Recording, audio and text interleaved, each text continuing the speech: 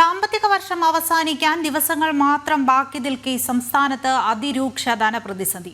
ഈ മാസത്തെ ചെലവുകൾക്കായി മാത്രം സർക്കാരിന് വേണ്ടത് 2500 കോടി രൂപ. 5990 കോടി രൂപയ്ക്ക് കേന്ദ്രം അനുമതി നൽകിയിട്ടുണ്ട്. 6000 കോടി രൂപ കടമെടുക്കാൻ അനുമതി നൽകണമെന്നാണ് സംസ്ഥാനം ആവശ്യപ്പെട്ടത്. മദ്യത്തിന്റെയും ഇന്ധനത്തിന്റെയും നികുതിപ്പണം നേരത്തെ കൈപ്പറ്റി വകുപ്പുകളുടെ നിക്ഷേപക തുകകൾ ട്രഷറിയിലേക്ക് മാറ്റി സംസ്ഥാനത്തെ അതിരൂക്ഷ സാമ്പത്തിക പ്രതിസന്ധി മറികടക്കാനുള്ള ശ്രമങ്ങളിലാണ് ധനവകുപ്പ്. ഈ മാസം സംസ്ഥാനത്തിന് മുന്നോട്ട് പോകാനായി 2500 കോടി രൂപ വേണം. സാമ്പത്തിക വർഷം അവസാനിക്കാൻ ഒരു മാസം പോലും ബാക്കിയില്ല. നിലവിലെ ധനപ്രതിസന്ധി മറികടക്കാനായി 6000 കോടി രൂപ കേന്ദ്ര സർക്കാരിനോട് കടമെടുക്കാൻ അനുമതി തേടിയിട്ടുണ്ട്.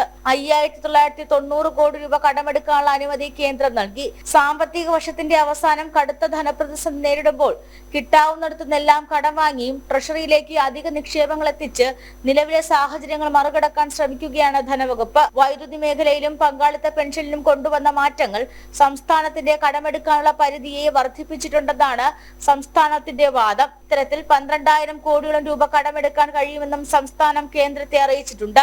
വിവിധ വകുപ്പുകൾ ബാങ്കുകളിൽ നിക്ഷേപിച്ച പണം ധനപ്രതിസന്ധി മുന്നിൽ കണ്ട് നേരത്തെ തന്നെ ട്രഷറിയിലേക്ക് മാറ്റിയിട്ടുണ്ട്.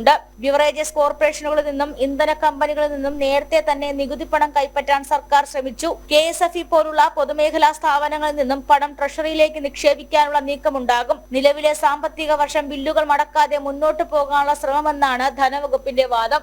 ജനം, തിരുവനന്തപുരം.